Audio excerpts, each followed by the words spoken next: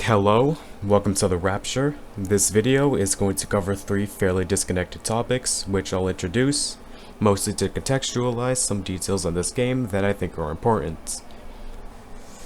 Rather than a deep, comprehensive, and speculative analysis, I want to introduce some ideas to people for topics I don't hear enough about. And also Alvin, who you've heard enough of. The major things I'll be covering in this video are as follows. Number 1. Trying to understand the splintered mess that is Ralsei's prophecy. 2. What I believe to be the function of shadow crystals. And as a bonus, I'll talk about Alvin Boom and the Chapter 1 and 2 Dark Fountains. Not an unpopular topic, but I really want to talk about him. Fair warning that this is the only video on my channel right now, and the longest piece of media that I've made by a lot. So, the structure of this video might be off, or I might forget to fill in context or something. This video is a sort of time capsule for my thoughts, so I don't really care that I'm coming late. And here's a reminder to play Deltarune if you're going to watch this video. With that out of the way, I hope you enjoy this video. This section goes over some straightforward basis and theories for this video that I personally believe.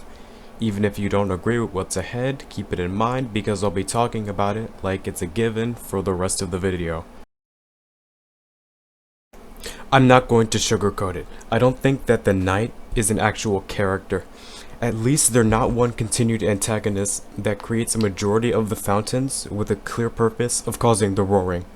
Maybe some character is out there calling themselves the knight, but I'm saying that this is a relatively unimportant role to take. Any character can take the role of the knight, which as far as the game dictates right now, is simply to create dark fountains. And an increasing number of hometown residents will be learning how to create these as the game progresses. So the room for a singular knight character to make a continued narrative impact will be stretched thin. At best, this character will be a sort of catalyst for more and more dark fountains to be created by others. The topic of the knight will only come up towards the end of this video, so I won't drag this part out. This part is a surface level theory about what exactly the world of Deltarune is and how we're able to control Chris through it, specifically their soul, or a part of it.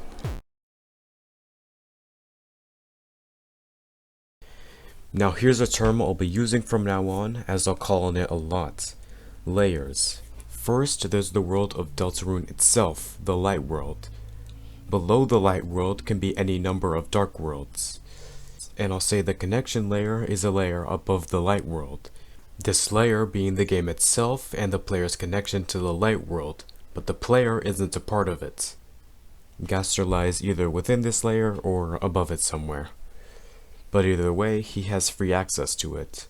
The layer includes game code and any character implied to be within the code.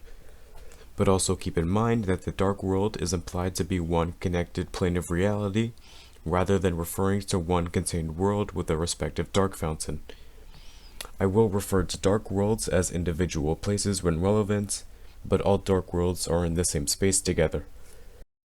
Keep in mind that the dark world is tied with our connection to the game. I think that Gaster is very prone to interfering with the dark world, but rarely ever the light world. Most likely to shape the game for us in a way that doesn't directly affect the light world, which already existed before this game. So he can use dark worlds to further the game's story for us regardless. This is to say that you can blame a lot of things on Gaster when it comes to the dark world. Additional note and post. I don't think we are directly responsible for the Dark World's creation, but I think the imminent intended creation of the Grand Fountain prompted Gaster to create the Dark World for our experience, and connect us to the Light World through Deltarune. With this basis in mind, it's time for the actual analysis of this video.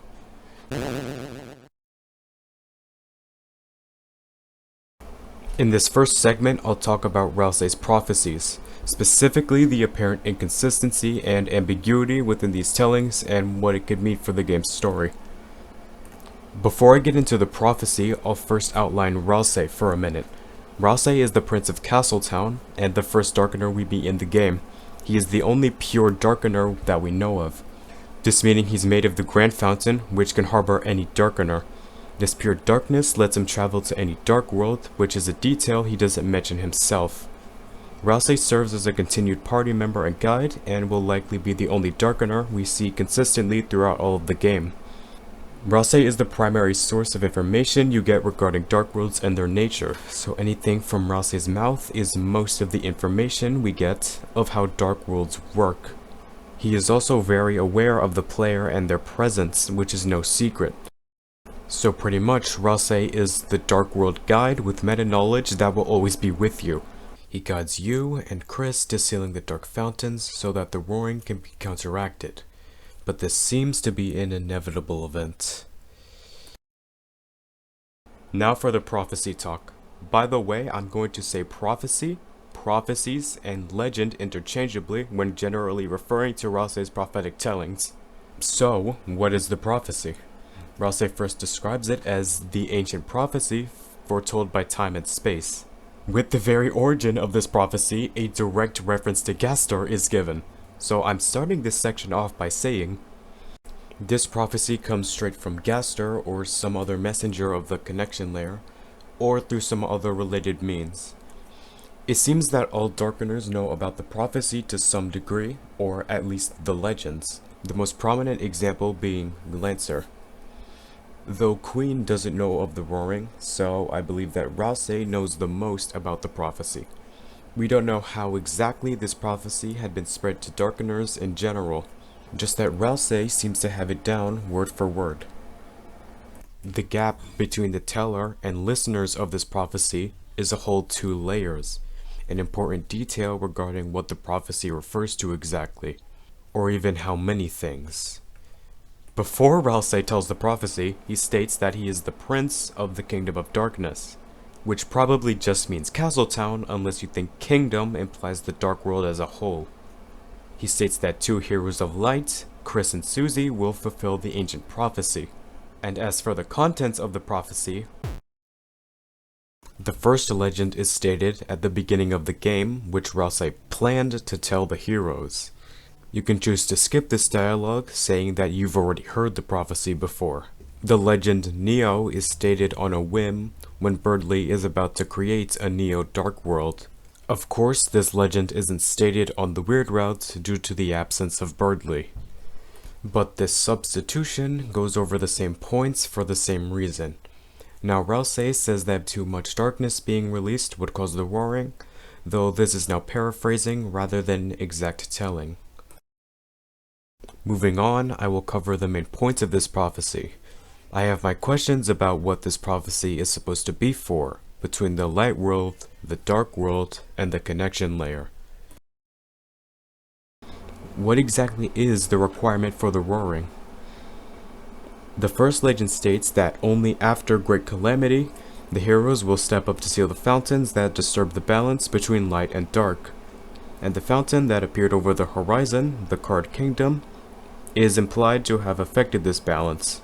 So if too many fountains are opened from the light world to the dark world, the roaring happens, right? Well, the timing of the legend Neo implies if Birdley had opened a dark fountain in the cyber world, it would cause the roaring. But this Neo Dark World would not have the connection from the light world to the dark world, so this is something completely different, right? They're implied to have the same effect, but that's impossible. I think Ralsei misunderstands the legend Neo in particular, because with this damning degree of inconsistency, I don't believe that the roaring happens as simply as Ralsei thinks. I know I'm glossing over the first legend, but that's because it tells something much more clear. Aside from the topic of the angel's heaven, almost all that legend is grounded in the dark world, or simply mentioning the balance between light and dark. The first legend follows the Fun Gang counteracting whatever great calamity occurred by sealing the fountains. It hardly goes into how the light world would tie into the roaring, except for a certain line which is brought up in the legend Neo anyways. I assume the game will lead to only one version of the roaring, hence the first legend being called the DELTARUNE, a delta being where many paths of water join into one. So I won't theorize that there are several variants of the roaring, we will experience to explain this inconsistency. This prophecy has some origin in the connection layer or similar. Ralsei doesn't know if a given detail is referring to the connection layer, the light world, or the dark world.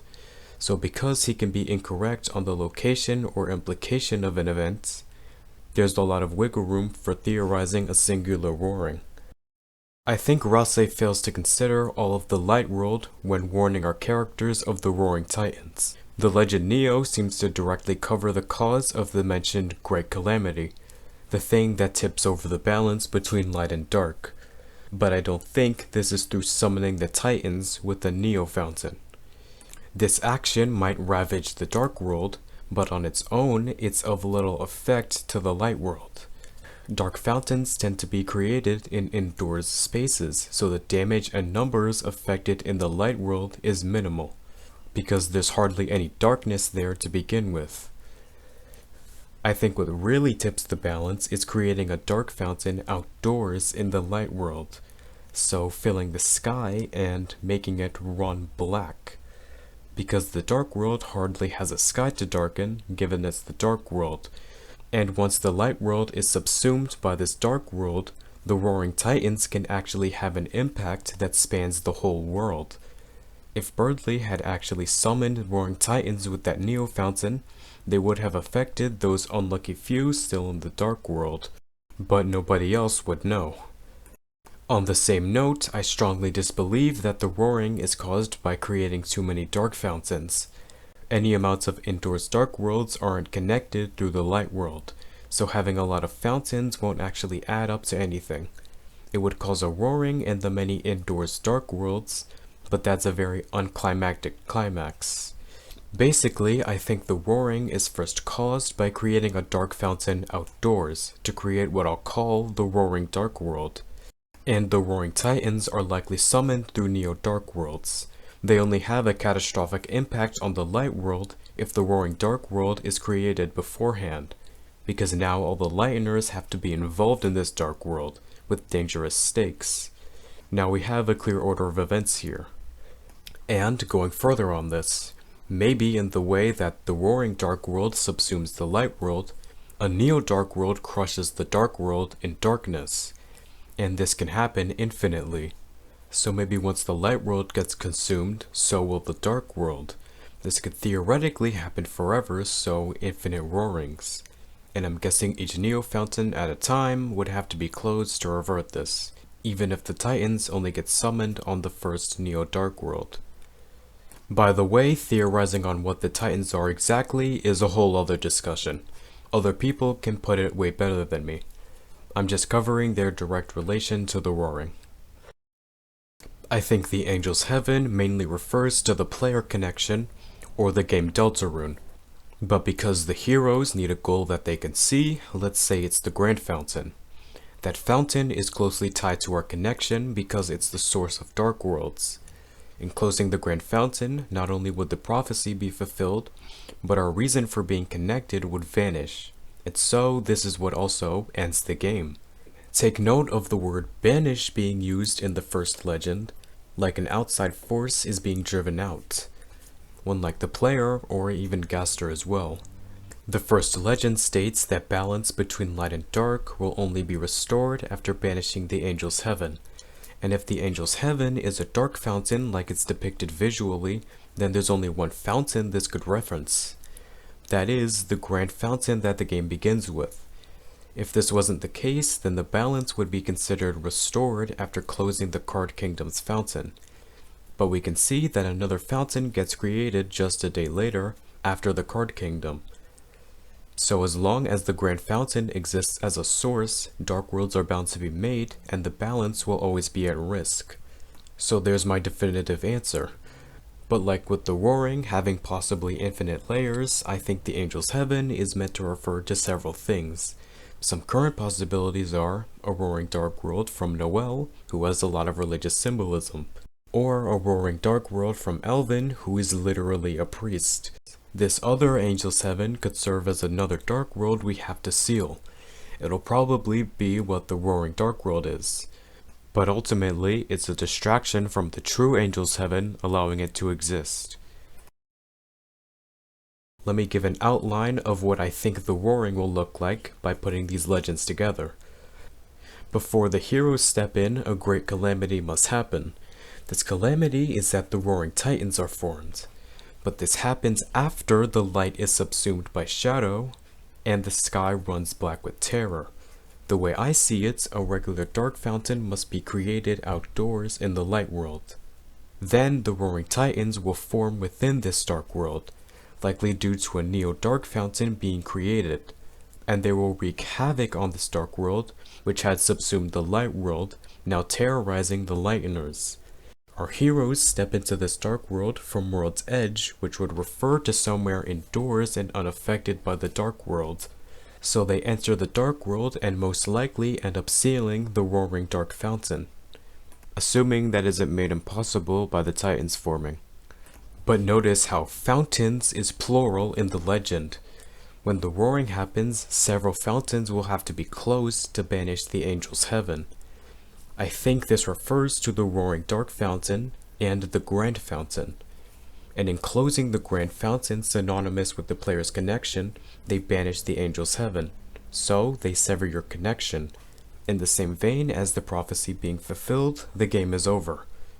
While there is a lot more to say about differing angels' heavens, that discussion involves different branches of speculation. And I want to keep this video more grounded, so I won't be covering every association I can think of.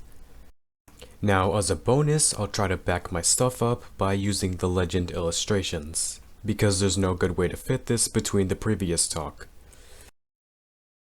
Take note of the background colors throughout these legends. Generally, if the backdrop is white, I think it's a dark world in regular circumstances. But if the backdrop is black, it's a dark world during the roaring, signifying that the light world has turned dark.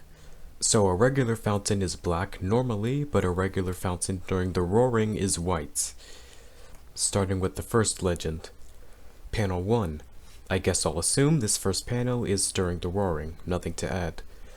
Panel 2.1, normalcy, nothing to add. Panel 2.2, light turning to dark.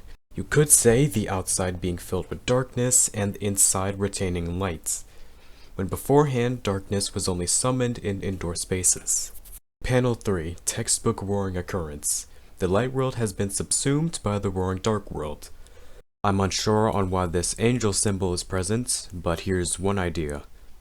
This roaring dark world is one of the angels' heavens, and this is somehow visually represented inside of it. Or maybe the grand fountain is beginning to show its true colors when the roaring dark world is created. Panel 4. 3 heroes are seen at the edge of the roaring dark world.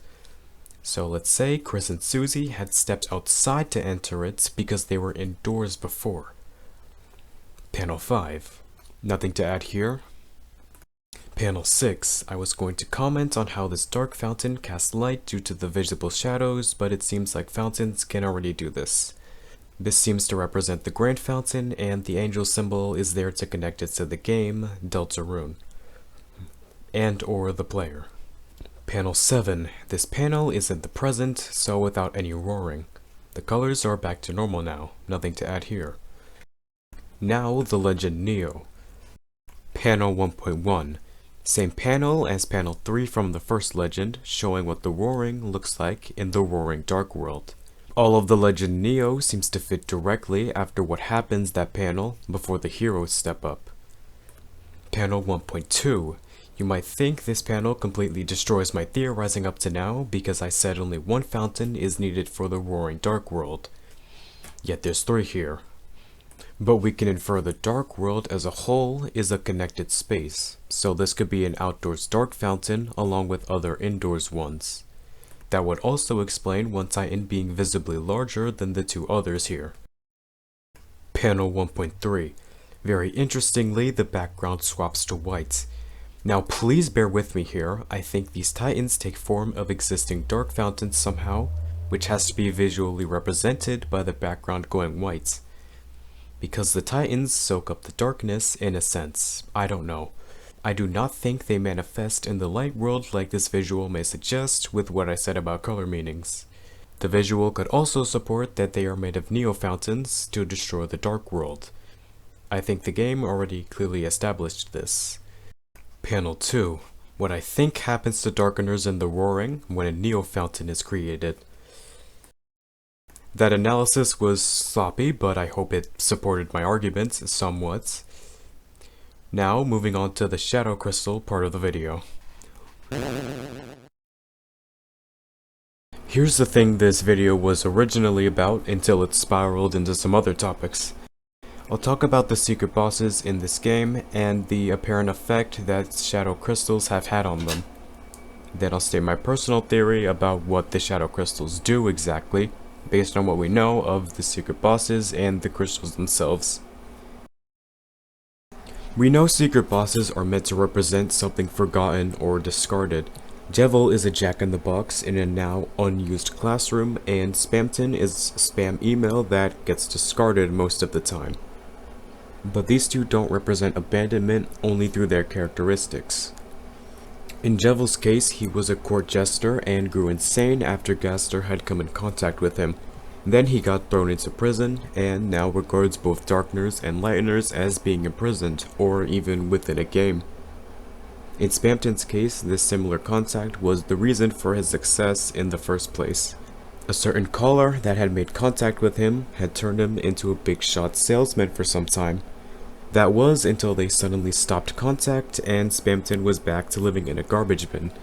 His insanity during this process can be attributed to the downfall rather than this contact, since he's described to have become religiously obsessed with an artifact, most likely referring to the shadow crystal that he found in the broken down Neo body as his whole world was coming down.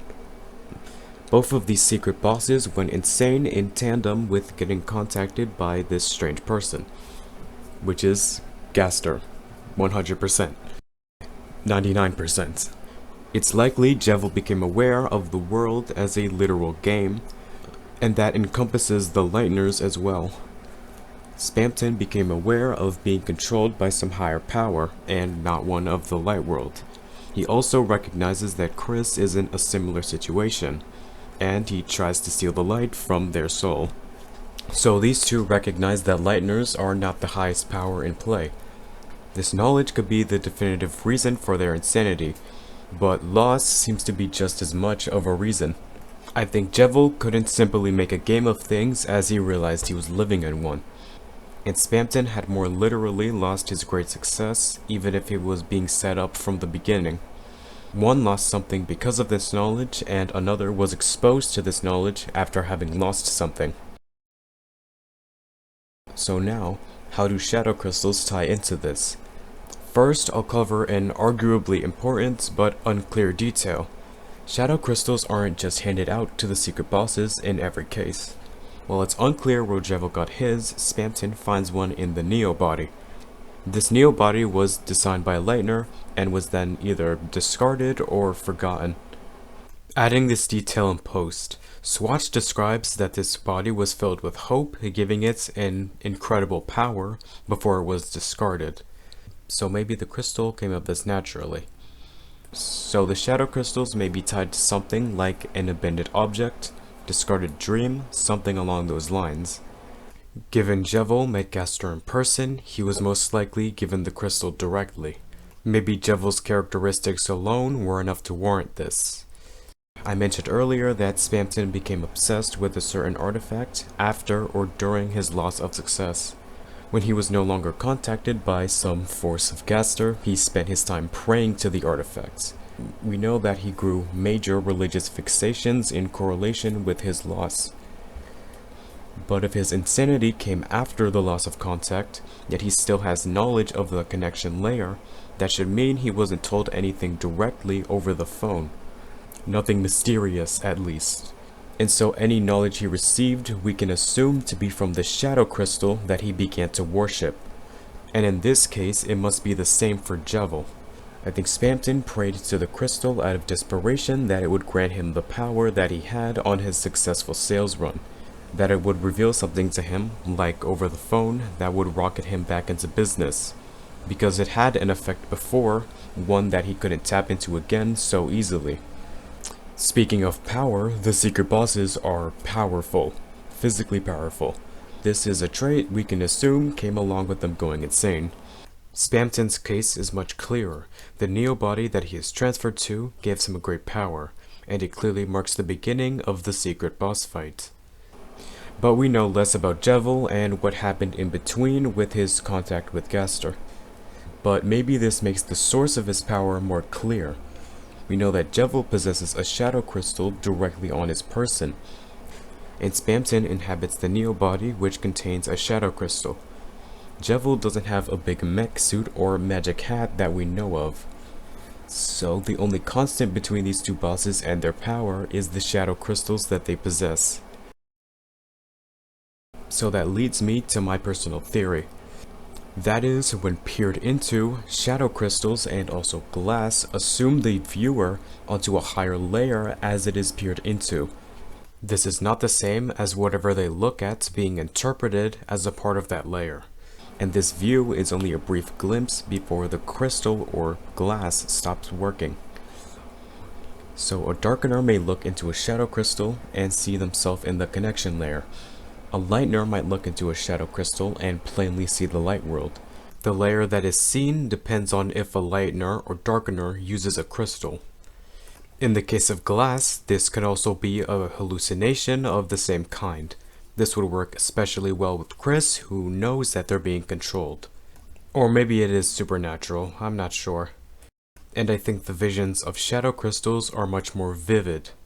You could pretty much call it a Gaster plot device. Only darkeners get to see the good stuff because it furthers the story for us. And in the case of darkeners, using a shadow crystal grants them physical power. I think this is so they can serve as climactic secret bosses, but it also serves a deeper purpose I'll talk about in a minute. Surprisingly, I haven't seen this theory anywhere. If this happens to be that unique, I'm going to name it. The best name I can think of is +2+1 theory, or dark +2, light +1. So, about the power part attributed to darkeners, I stated earlier that power is tied to the insanity of the secret bosses, but I only talked about the source of it. Both of the secret bosses had lost something and tried to use their newly given power to restore it.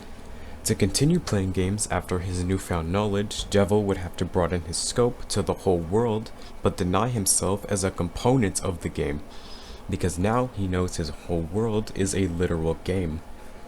He does consider his fight with the Fun Gang to be a numbers game, one that he is able to compete in due to his power. And Spamton wanted to become a big shot to free himself from his strings and maybe even surpass the sort of power he had on his successful business run. He uses this power to try to steal the light from Chris's soul to get more power.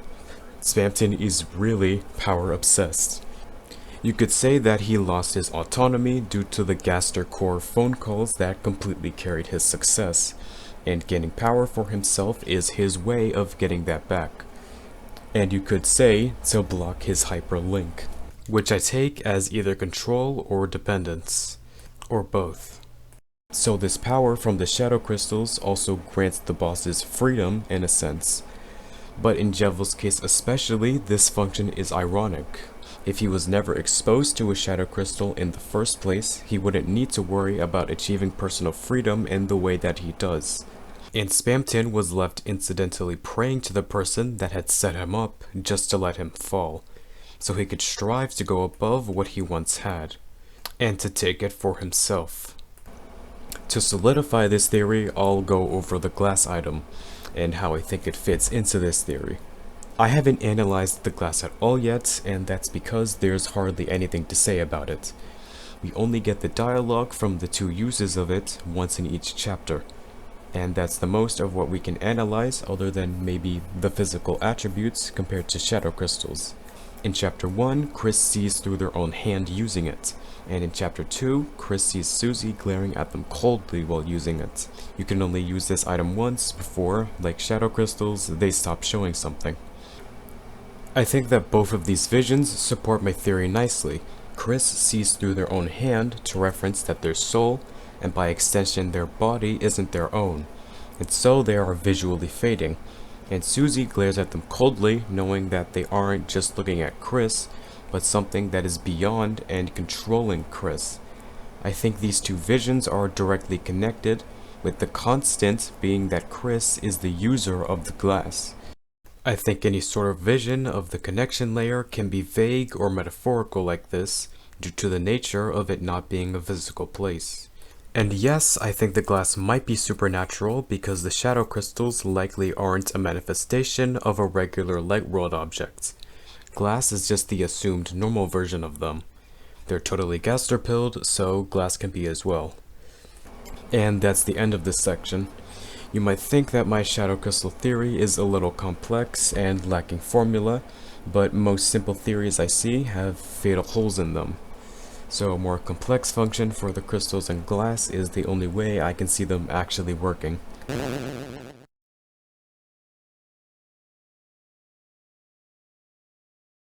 This section was not supposed to be in the video at first, but I can't let the new chapters release without covering this guy myself, and laying out some of my own thoughts in the process. Alvin Boom is the town priest and son of Gerson Boom, who had passed away years earlier. He is not present in Undertale, unlike Gerson, and he does not have a character sprite when he speaks.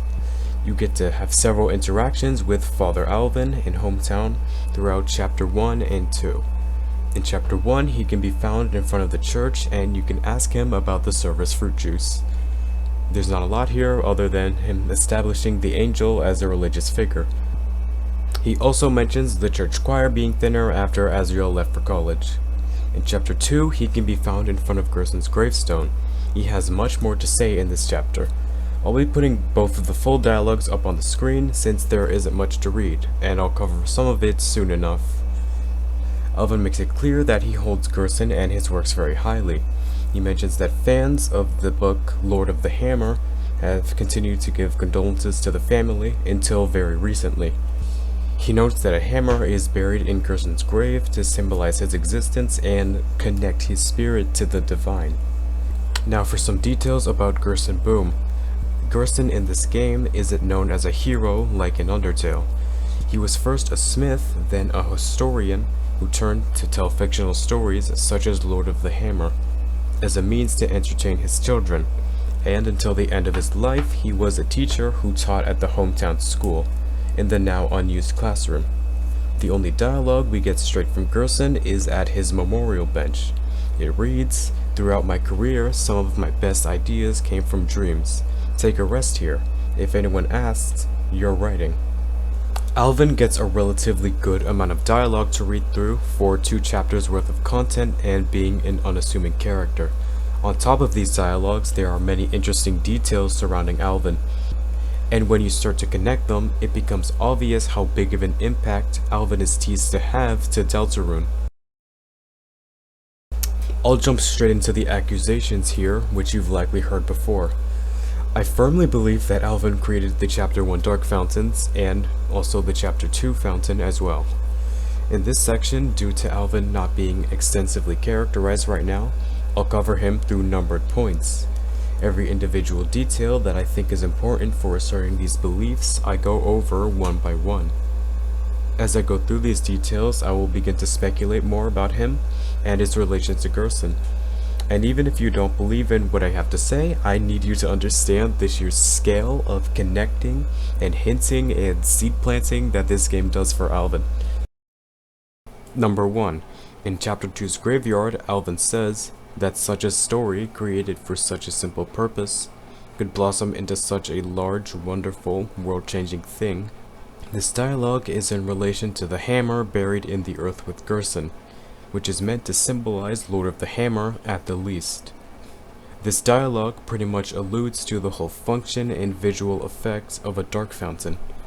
A geyser is visibly sprung into the roof or sky, and it manifests the environment as a fantasy-like world.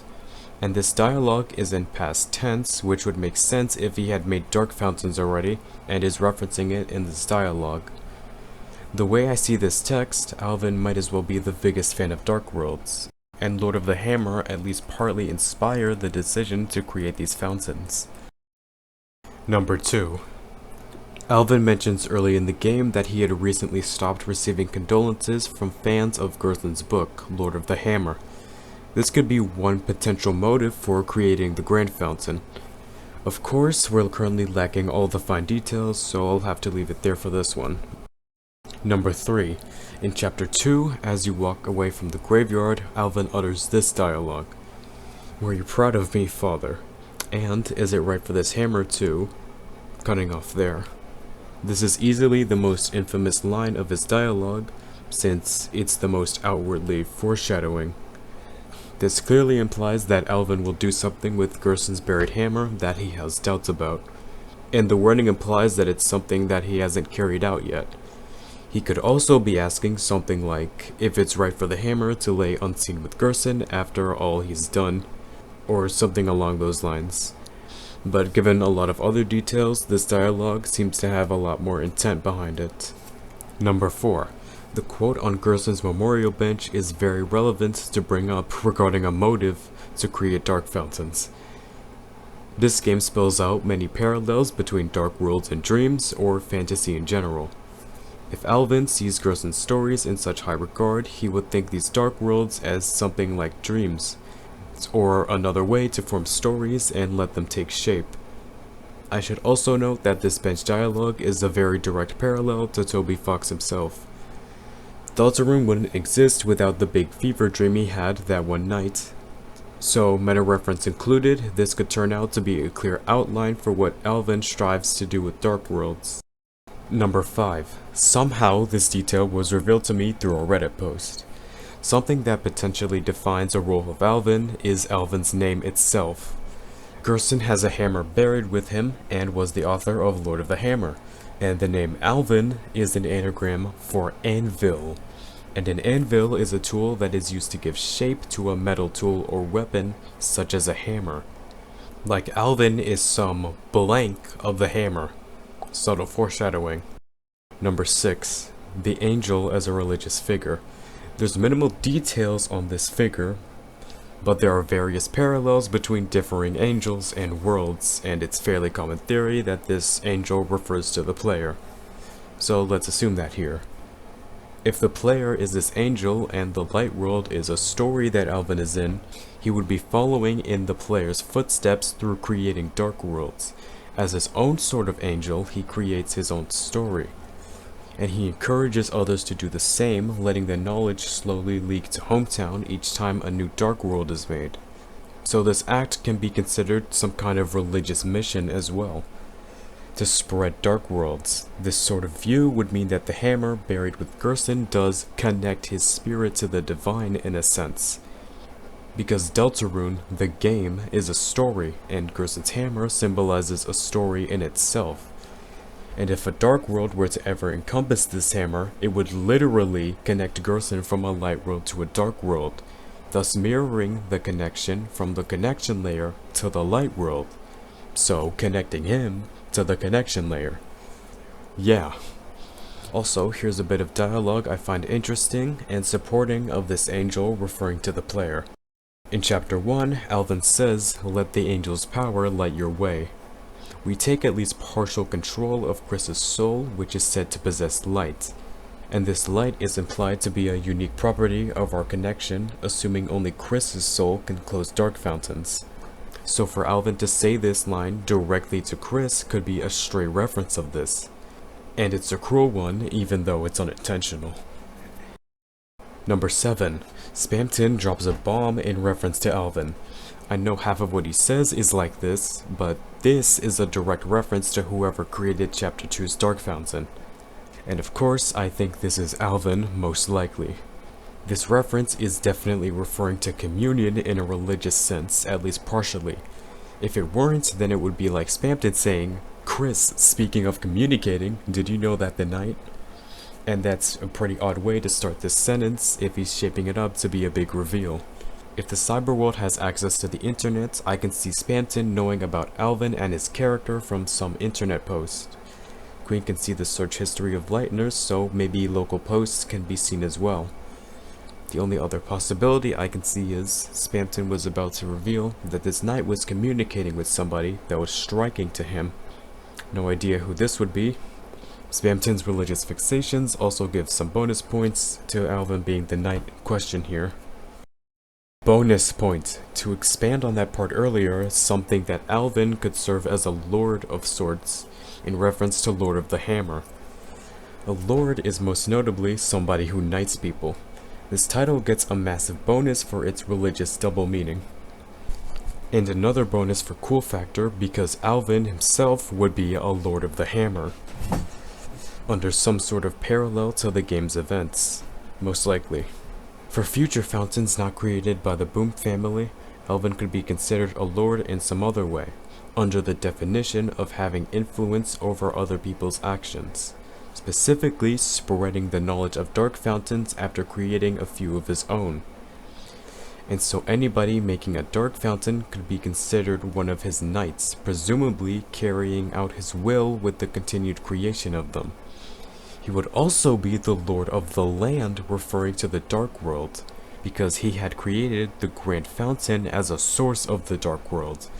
Gerson could also be considered a lord, but more in the sense of pure continued influence. He did create the book itself, which had influence over Alvin in the first place, to influence other people through dark worlds. So you could call Gerson the true lord, or the previous lord, but he's still dead. Number 8. In the Goner Maker sequence at the beginning of Deltarune, you may get some special dialogue for inputting certain names for yourself or the vessel. Inputting Chris, Susie, or Noel for your own name will result in this dialogue. You are about to meet someone very, very wonderful. For some other characters, inputting their name will result in the dialogue, how interesting. Here's the full list of characters with this effect. We've seen a few of them take part in the main story. We had Birdley in A Dark World for Chapter 2, and we're likely going to have Toriel and Undyne entering Chapter 3's Dark World as well. Though a character in this list could be mentioned for any reason, really. There's something noticeably off about this list. Gerson is on it, and he's still dead. And though Gerson is on the list, Alvin isn't when he's not dead. Some people might see this as reason to doubt Alvin as an important character, but I actually think this is a much more telling detail than Alvin being on the list and Gerson not being on it. If every character on this list is to have some level of importance to the story, Gerson is an absolute bomb compared to the rest. Again, bringing up the Toby Fox meta-narrative of creating fiction inspired by dreams. And Gerson's whole history from a smith to a historian to an author to a teacher, the literal book that he wrote, and the millions of parallels that you can draw to this game. If Gerson is dead, he can't just hop into a dark world with the Fun Gang or something like that. He can't just take a small part in the story and be an honorable mention. There's something much more deep-rooted with this character that Gaster will mention him over Alvin, who is alive. I think that inputting the name Alvin doesn't supply any comment from Gaster because, in some way, Alvin's motives revolve entirely around what Gerson had done for a lot of his life. Alvin is only carrying out what he might consider to be Gerson's will, which is where the substance lies. Maybe Alvin's exclusion is Gaster's way of denouncing his individual importance to the story, which would be harsh, but reasonable. Under all this speculation, Gerson could be considered the true catalyst of this game's events, and even more worthy of this special text. Just that Alvin is moving Gerson's hand forward, even though Gerson is dead. Also, Gaster could just be hiding the fact that Alvin is important by not giving him special text, or a character sprite. That's just about everything I see major significance in regarding Alvin. I hope that wasn't too messy. This next part is much more focused than the last. I'll talk about some specific details about the Chapter 1 Dark Fountains under the assumption that Alvin had created them. Right now, I'll explain what I think happened when these fountains were created, before I go into why they could have been created in such a way. We know by Chapter 3 that a dark fountain doesn't take form straight away, so not only could someone have created 2 dark fountains themselves, but they could have gotten out of the rooms before they took form. The safest assumption for what happened is that someone entered the closet, created a fountain, and rushed to the unused classroom, They created another fountain there, exiting through the unused classroom door. There's another large factor to consider in this scenario. After Chris and Susie entered the closet door closed. From what we know, a dark fountain doesn't literally change the environment around it, meaning this was most likely a regular force closing the door. This is assuming that Chris and Susie hadn't been fully taken by the dark world yet. But this does seem to be the case because the dark world clearly wasn't complete like the computer labs was. It was only complete when they literally fell into it. You can even see the papers littered on the floor while they're in the closet, a clear aspect of the light world. This would mean that somebody had looped around to leave the building after creating the dark fountains. Then they noticed the closet door was opened and shut it behind Chris and Susie, not knowing anybody was inside. Maybe they thought that the dark world did that, I don't know. That's how I think this scene played out. Regardless of who made the fountains, the scenario would be something like this. And the scenario asserts that whoever created the fountains did not stay in them. The fountains were a hit-and-run creation. No Darkener mentions explicitly seeing the night characters, so this is completely possible. So now, why were two dark fountains created, presumably in a very short time span? Judging by how the castle town's grand door is open, mirroring the door between the closet and unused classroom, Alvin would have left the door open between the two rooms. Yet he clearly wanted two separate dark worlds, so you'd think he would close the door to make sure of that. We know the closet fountain is the grand fountain, and so he must have made it first as the source for the entire dark world layer. But why make a second fountain at the same time? I don't believe it's related to his old drawing of Gerson, by the way, because if he wanted to manifest this for any reason, he could have just brought it to the closet, which was where the first fountain was created. And I don't think anything came of the drawing because Chris doesn't bring it when moving the classroom contents to Castletown. I think he had a very simple motive with this second dark fountain. It was supposed to be walked into as a sort of first adventure. He wanted Castletown to be entered by somebody who would then proceed to the regular dark world in the unused classroom. The closet isn't a private or obscure area, but it's not a frequent location either. If Alvin wanted the grand fountain to be created somewhere private, he would move the contents of the room bit by bit. Instead, he chose a location where a small number of people were prone to find it. As I said earlier, I think this is progressing a main goal of his in creating dark worlds, to slowly spread the knowledge through Hometown. This is supported by Chapter 2's Dark World location, but I'll talk about that in the next part. This motive could be interpreted as wanting the roaring to happen, but this should be a prophecy that only Darkeners know of. And I don't think Alvin wants the world to run black with darkness, no matter what his motive is. Even if he does want people to know about dark worlds. With all of this said, here's an interpretation of what could be inside the closet fountain that is pretty solid in supporting these claims. I've heard a pretty strong theory of the contents of this room, I just forgot where I heard it from. I said earlier that there was paper on the floor when the closet was entered while the dark world was still forming. Along with Gerson's former teaching in the adjacent classroom, this is an integral detail. This theory states that the closet is a room full of Gerson's stories, and likely a lot of unrelated literature as well. This could range from teaching material to history books to total fantasy. The closet is very likely to have a lot of old things from Gerson, given his former role as a teacher in the school, and in the adjacent classroom. This theory makes sense under the parallel of a dark world being like a story. Castletown's role as a collection of stories keeps all characters, Darkeners, sustained. But if a Darkener otherwise enters a story, dark world, that they're not a part of, they turn to stone. So the light world counterpart of Castletown would be something like a little library, or a collection of books. And a library is a home to all kinds of books. This also lines up with Ralsei being well versed in the prophecy. He serves as the guide to take you on a journey that he says is foretold exactly by the prophecy, implying that the prophecy is laid out in extreme detail like a full written story, like words on pages. There's also a little detail I noticed about the Castletown houses. They look really thin and floppy, which is an interesting design choice. It could be that these houses are meant to represent pages. Just putting that out there. So there's some pretty solid connections we can make as early as now to theorize about the contents of the closet. This isn't even mentioning what the Grand Fountain represents either.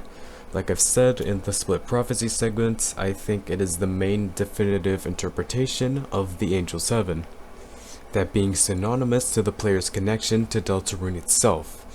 And with this, you can draw so many connections to Gerson, Alvin, stories, whatever parallels from one layer to another. So I do follow this theory for the contents of the closet, and I'm very confident in it. Even separately from all the Alvin theorizing, it holds up very well. And it does greatly strengthen the suspicions of Alvin creating the dark fountains of the first 2 chapters. Before I move on, I do want to address the belief that Gerson is actually the Roaring Knight. For all we know, to make a dark fountain you have to course your will into a blade, as Queen puts it. That kind of sounds like writing. You pick up a pen and put it against paper to create a story. This simple but far-reaching detail is pretty compelling. A story Gerson created with some writing tool manifested into the dark world as a whole layer of reality through Alvin. You could call him the Knight of the Dark World itself in a sense. As for him being the Roaring Knight, I guess you could say any creation of dark fountains is carrying out Gerson's will and moving his hand forward with the creation of a new story even beyond his death. This train of thought is a little bit compelling, but the physical detachment from individual dark worlds is a fatal detail. The strange occurrences and some dark world necromancy would have to happen for Gerson to make individual ones, and there's no way this has already happened, so I don't think he can be considered the creator of any fountain. Now that I've covered the Chapter 1 fountains, I'll briefly cover Chapter 2's, and the small theory that Miss Boom had a role in its creation. If we're to believe that Alvin created the Chapter 1 Dark Fountain, then the only ones who should know of Dark Worlds by the start of Chapter 2 are Chris, Susie, Alvin, and anybody else that they told about it. We know Chris tells Undyne, but she doesn't believe them, and Susie makes it clear she wants to keep it a secret. By the beginning of this chapter, Chris and Susie still wouldn't know how to create a dark fountain anyway. The only person who certainly knows is whoever created the first fountains. About Miss Boom, I think it's a popular theory that she helped create the Chapter 2 fountain. As whatever sort of relative to Alvin, she would likely have similar relations to Gerson. So any motive regarding Gerson when theorizing about Alvin can easily apply to Miss Boom as well. Birdley being a volunteer for the library, then mentioning a shift with Miss Boom in Chapter 2 might imply that Miss Boom is actually the owner of the library, which would give this thought some more credit. But there's the fatal detail that after Birdley mentions this shift, he's nowhere to be seen in the library. And we have access to every room in the building, so we're not missing anything.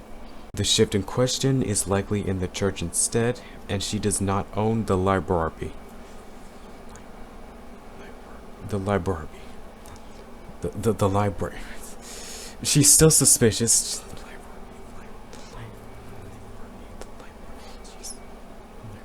She's still suspicious just for being a relative of Alvin, but we really know nothing about her. Nothing changes anyway if it was either one or the other. So I'll say Alvin created the Chapter 2 fountain. With Hometown having minimal or no knowledge of creating dark fountains, it would make sense for the first 2 chapters to have dark fountains limited to the same family, and for the Chapter 2 fountain to be created in a place that is a center for knowledge as a means for others to find out how to make their own. This location is the library computer lab, with the most amount of knowledge you can find in one spot through the internet. And according to plan, now Queen has explained in front of Chris, Susie, Birdley, and Noelle, how they too can create dark fountains. So this will be growing far past the family's secrets after the events of Chapter 2. About the specifics of what happened when this fountain was created, there's not much to say. I think Noelle and Birdley were asleep while the dark world was forming because they're seen sitting down and asleep when you close the fountain. They're also very willing to believe the dark world was a dream. It would be very hard not to notice somebody's in the room, so I think this fountain was created with the intent of catching them in their sleep. This would be a lot easier morally on whoever did it. It would eliminate the study group's panic of seeing the room fill with darkness, and they would more likely treat the dark world as a dream rather than a place they were forcibly taken to. While in Chapter 1, I think this person didn't notice anyone was inside of the school closet. So this is a step up from last time. I think the prospect of someone hiding in the computer lab closet is a stupid red herring. It might even refer to Giga Queen if Queen's Castle is supposed to mirror the server. I believe the closet door is only open to create a dark fountain inside, right next to the computer server. And I believe the server is where the dark fountain is closed, mirroring Queen's Castle. I have minimal knowledge of computer servers even after trying to figure out what the server is for, because there's a lot of different kinds of servers. But I think this server manages and stores data from connected devices, so make of that what you will. I saw a YouTube comment saying that Alvin was the same height as this closet, and to the pixel. I can't confirm this exactly, but he fits in there pretty well. He's actually the most snug fit out of any candidate I tried this with. And that concludes this section. I know I've been dodging around a detailed motive for Alvin's actions, but that's because Alvin could be driven by or want a lot of things. He could literally want to revive Gerson. Maybe he's sad that people stopped talking about Gerson's book. Maybe he simply wants people to manifest fantasy through dark worlds, but his reasoning likely goes much deeper than that. We'll just have to wait for more developments. In summary, I think Alvin created the Chapter 1 and 2 Dark Fountains. And for the rest of the game, he's going to sit back as more dark worlds start to spread around hometown. I doubt he'll serve as a continued and active antagonist, but he is important in that he manifested the Dark World in the first place.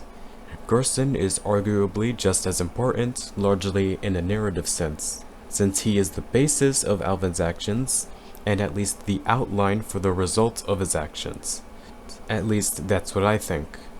We're only going to see more out of Alvin as time goes on, and I'm very interested in seeing where this character leads. And in the very end, I'll be rewarded for being an Alvin truther. So that's what I wanted to cover this video. I was considering making this video right before the release date was announced, so pretty bad timing. It was originally going to be twice as long and cover much more, but I decided that it was excessive and I grounded it to make this variety video. I know we're extremely close to the new chapters releasing, but if this video opened you up to any perspective or ideas you think are worth hearing, or it was entertaining hearing me blabber, consider liking the video so it doesn't drown in the YouTube algorithm, even if you think that all of this is held together by sticks and is going to get blown down in the span of 5 days. This channel isn't going to be a Deltarune channel, but depending on what I'm feeling after chapters 3 and 4, which will probably be a lot, I might make another analysis video, but probably a more focused one. The main video is done now and the rest is just extras, so you can dip out now. Thank you for listening and take care of yourself.